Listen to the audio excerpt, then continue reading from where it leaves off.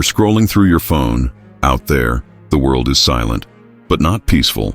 Missiles are being loaded, warships are moving, military satellites are locking targets in deadly silence, and if World War III begins, there will be no warning, no sirens, only cities disappearing. In this video, I'll tell you which countries will be wiped out first, and why it's not because they're weak, but because they're too important. And maybe you're living right inside that kill zone. 10. Poland, Europe's gateway to war. Poland isn't a country outside the firing line, it's the eye of the storm. If Europe enters total war, Poland's location is a geopolitical curse, wedged between Russia and the rest of Europe, and sharing a border with Kaliningrad, Russia's fixed aircraft carrier, heavily armed with Iskander missiles that can reach Berlin in minutes. With more than 36 million people, Poland is the 9th most populous nation in Europe. But what makes it a target isn't the population. It's that Poland is becoming NATO's launchpad. Since 2014, after Russia annexed Crimea, Poland has steadily ramped up defense spending, deployed Patriot missile defense systems, allowed the US and allies to set up bases, train troops, and prepare for regional conflict scenarios. Today, Poland hosts tens of thousands of NATO soldiers, surveillance radars, and most critically, the main logistics axis if NATO wants to reinforce Ukraine or the Baltic states. That makes Poland the prime target for any Russian first strike. And do you know what's scarier? If war erupts, Poland will have no time to react. Cruise missiles from Kaliningrad could hit Warsaw in 7 to 10 minutes. Air defenses might intercept a few. But if hundreds of missiles, suicide drones, electronic warfare, and cyber attacks hit simultaneously, no nation could stand. Remember, this isn't Poland's first time on the front line. They were partitioned by Germany and the USSR in World War II, abandoned in multiple treaties, and history has taught them. Loyalty isn't always repaid with protection. Do you believe in alliances? In NATO's Article 5? I used to too. But then I realized, in war, an alliance is just a fancy name for collective military targets. When you hold the shield, you're not protected. You're the first thing struck. And Poland is that shield. 9. Ukraine. A battlefield with no time left. Ukraine isn't a place where war might happen. War is already happening here. But what the world won't admit is, the current conflict is just a prelude, a warm-up for something bigger, broader, and far more brutal.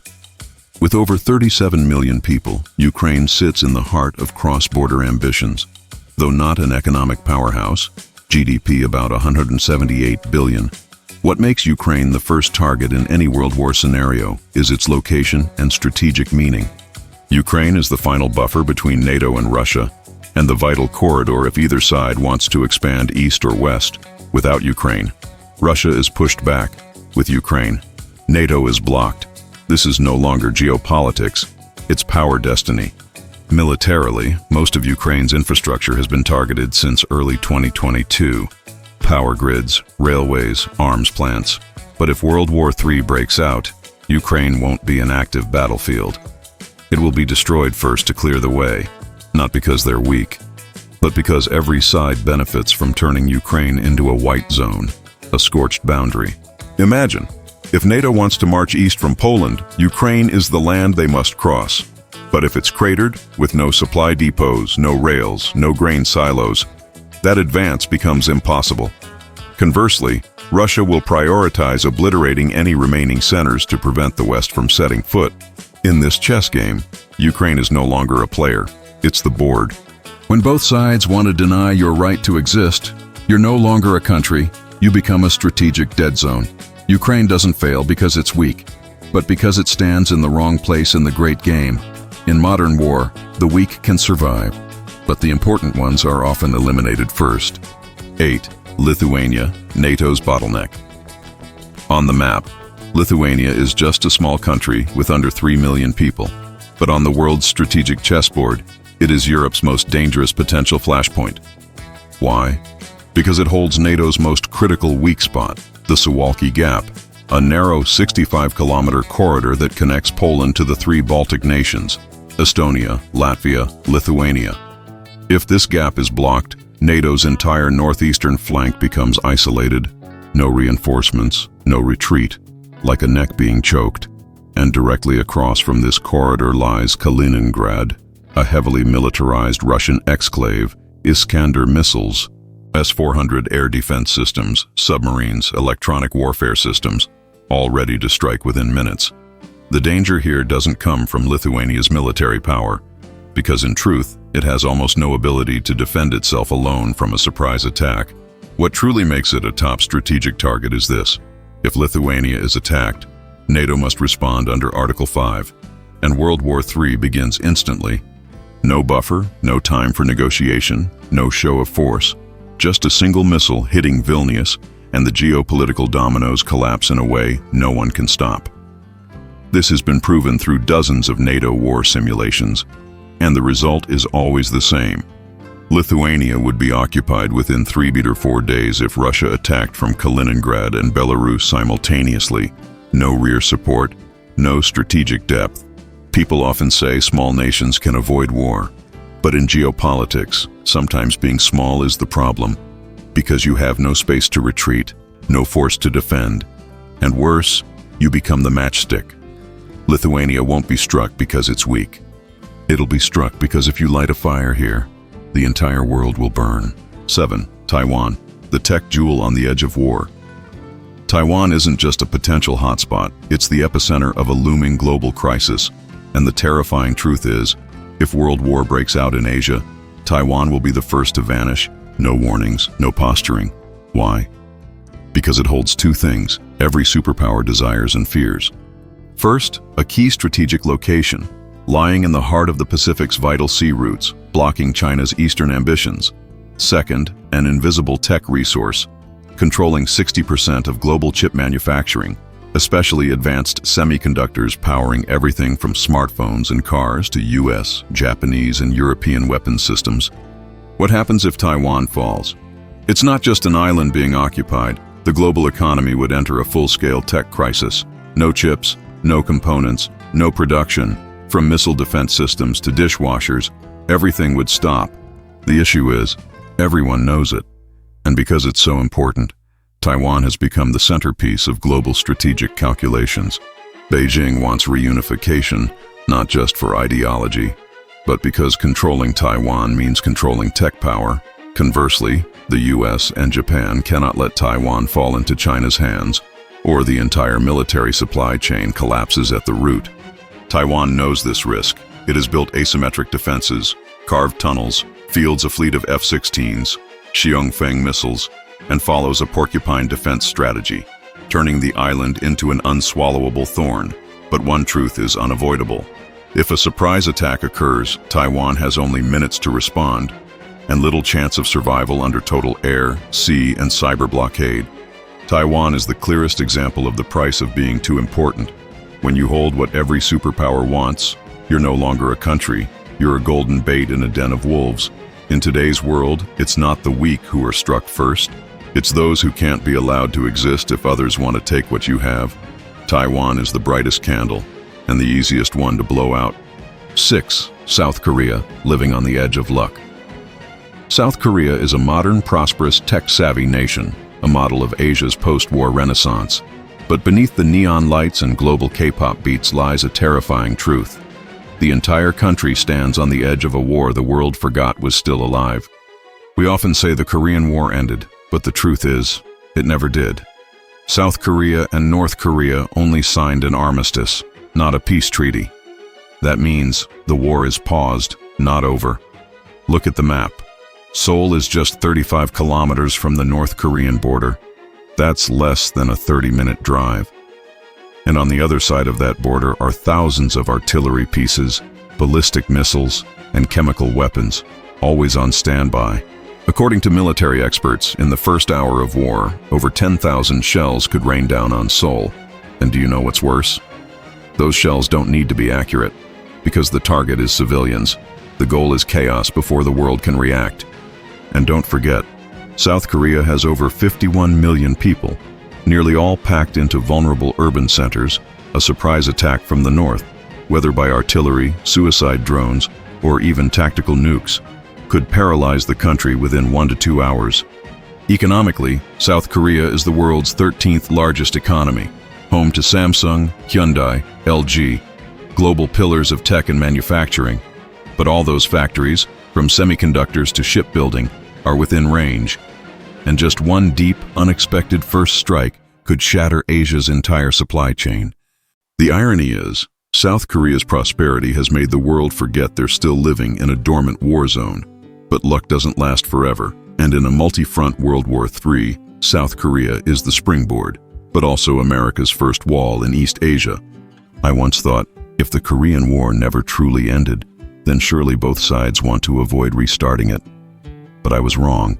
One side fears war, the other sees war as a political tool. And if that side pulls the trigger, South Korea won't just pay the first price. They'll become the warning to the rest of the world. Don't mistake civilization for a shield. It's just a mask hiding a weakness waiting to be crushed. 5. Japan, a big target for being too rich. Japan, the land of technology, order, and rebirth, but also one of the most vulnerable targets in a World War III scenario. We often think Japan is protected by the ocean, by the US, Japan alliance, by its cutting-edge defense systems. But in modern warfare, oceans can't stop hypersonic missiles. Alliances can't block preemptive strikes, and even advanced defenses are nothing more than a fragile fence when attacks come from 3 directions at once. Japan has over 125 million people and a $4.4 trillion economy, the third largest in the world. It also hosts dozens of U.S. military bases stretching from Okinawa to Misawa. From the sky, this country glows like a circuit board.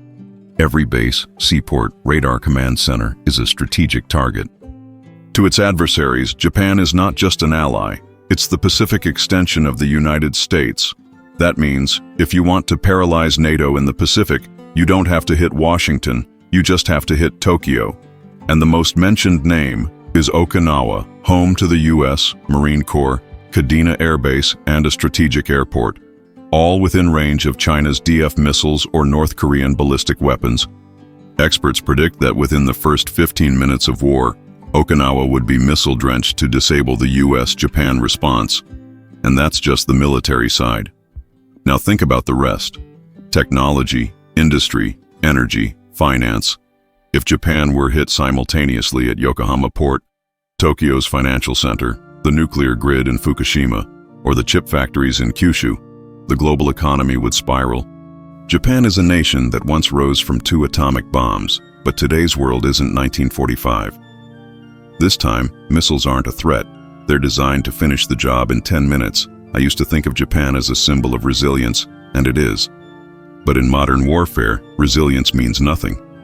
If your enemy can wipe out your entire supply chain in seconds, Japan is a beacon of rebirth. But if it falls again, will there be anything left to rebuild? 4. Israel, a fortress alone among enemies. Israel is one of the most heavily armed and expertly trained nations on Earth, but that superiority is exactly what makes it the perfect target if World War III erupts in the Middle East. Look at the map. Israel is just 1/6 the size of Vietnam, with a population of about 9 million. But it's surrounded by a sea of hostility, encompassed by Iran, Syria, Lebanon, Palestine, armed militias, and a web of shadowy adversaries. In that reality, Israel must live like a fortress, constantly ready to respond, always anticipating the next preemptive strike, and building defense systems unmatched by any nation. Iron Dome, David's Sling, Arrow 3. A triple-layered missile shield from short-range rockets to long-range ballistic threats. But even these sophisticated systems can't stop a multi-directional first strike launched by several nations. With missiles, drones, and cyber warfare all at once. Why is Israel so dangerous? Because it's the most sensitive flashpoint between 2 ideologies, 2 religious political blocs. Touching Israel means touching America, touching NATO. It activates an entire web of military, diplomatic, financial alliances, and that's why it's a symbolic target. In a global war, if you want to send a message that the Western alliance is not untouchable, striking Israel is the loudest possible declaration. But there's more. Israel is also the only country in the Middle East believed to possess nuclear weapons. Though it has never officially confirmed it, that makes it both a tiger and a bullseye. Enemies can't allow Israel the chance to retaliate with nukes. So if war happens, it must be neutralized first. Israel is the only nation in the world that survives by assuming tomorrow might be its last. They're used to living under threat. But if that threat is no longer regional, but global, all that preparation may only buy them a few extra minutes. In modern war, there's no time to show strength. You only get a few minutes to live or disappear. 3. Germany, the heart of NATO. Germany, Europe's economic engine, the leader of the European Union, and NATO's lifeline on the continent. But when the world descends into chaos, it's the centers like Germany that become the first targets, not because they started the war, but because they must be taken out to cripple the entire system. With over 84 million people and a $4.5 trillion GDP, Germany isn't just an industrial power, it's the command hub of NATO strategy in Europe. And in every Allied war scenario, one name always stands out. Ramstein Air Base, Ramstein, the control tower for operations, logistics, and communications between US, NATO forces across Europe, the Middle East, and Africa. Put simply, if Ramstein is destroyed, the Western Alliance loses its coordination ability in the crucial first hours, a fatal gap in modern warfare where every minute counts. But Ramstein isn't the only concern. Germany also has dozens of other critical military infrastructures: radar centers, combat command bunkers, electronic communications networks, weapons and fuel depots, all likely already programmed into Russia's first strike targets. What's more troubling, over the past 2 decades, Germany has significantly cut its military spending, focusing on the economy and long-term peace. The once proud Leopard tanks are now aging, reserve forces undertrained, and many combat systems still rely on Cold War-era equipment, which means if war breaks out now, Germany is not ready. And in modern war, not ready means eliminated before you can even respond. People often say, Germany is NATO's heart in Europe. But the heart is also the easiest organ to crush. When you're the heartbeat, you need more protection than anyone else. But if that heart has been sleeping in peace too long, then when war comes, it may be the first pulse to be stopped. And NATO may die with it. 2. United Kingdom. No longer safe behind the sea. There was a time when just hearing the name Great Britain would make enemies rethink their next move. They had the world's most powerful navy, stretching across the globe, ruling over a quarter of humanity. But that was a century ago. Today, Britain still holds power. But that power is now within range, and the sea is no longer a shield.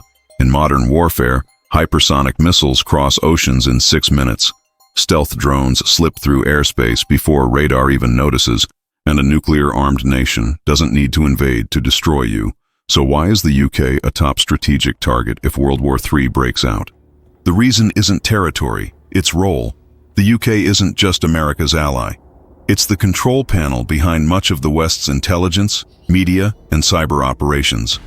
It's part of Five Eyes, the global intelligence network of the US, UK, Canada, Australia, and New Zealand, where every signal of war is read, logged, and countered from the deepest layers of international data. And that makes the UK, specifically centers like RAF Fylingdales, Cheltenham's GCHQ, and the Faslane submarine base, top priority targets for any adversary. Did you know? The UK's only nuclear deterrent, Trident, depends almost entirely on a single base in Scotland. One precise strike on Faslane could silence Britain's entire nuclear arsenal forever. And London? No bombing needed, just a cyber attack on the financial system. And it becomes the first domino to tip the global economy into collapse, because London isn't just the UK's capital. It's the financial heart of the Western world, where money flows, data moves, and global insurance systems converge. If that circuit breaks, the world stops breathing. The British are proud of their great history.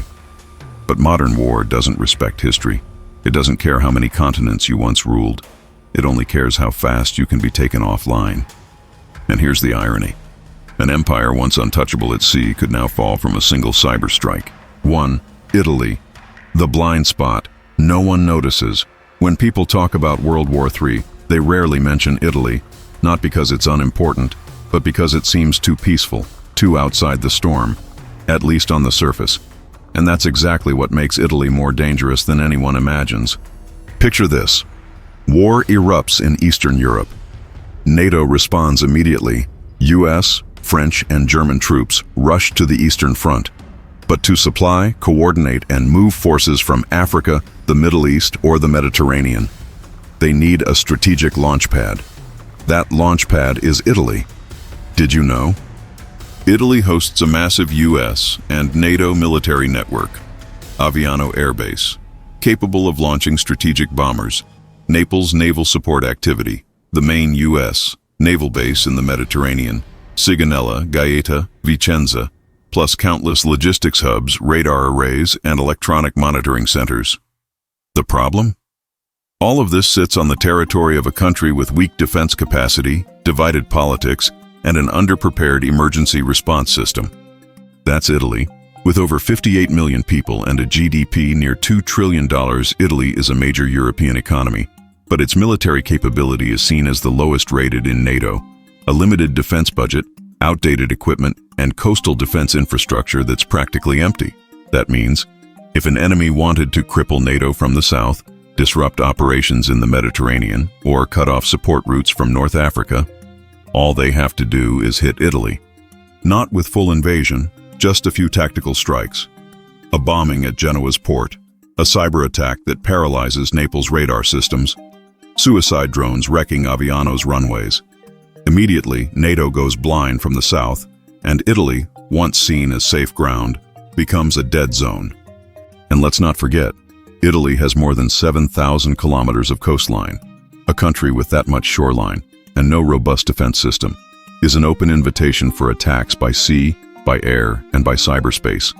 They say silence is golden, but in war, silence is often a blind spot. Italy is the hole no one notices, because they don't provoke, they don't appear strong. But in modern strategy, the places that seem safe are often the ones most easily destroyed. And when Italy falls, NATO's entire Mediterranean axis could fall with it. You've just heard the 10 countries most likely to be wiped out first if World War III erupts. And the scariest part isn't the bombs or missiles. It's the fact that most of these nations believe they are safe. Modern warfare has no front lines. It doesn't begin with gunfire, but with a silent signal in space, a single click in a network, an unspoken command from a hidden command center. You don't need to live in a hotspot to be caught in the crossfire, because today's world is tied together by data, supply chains, and a dangerous illusion of lasting peace. If you believe what I just shared reflects a truth the world is trying to ignore, help me spread the message. Click subscribe, because we'll be talking about everything the mainstream media doesn't want you to know. Truth doesn't scare you. Truth prepares you, and in a world drifting into chaos, preparation is survival.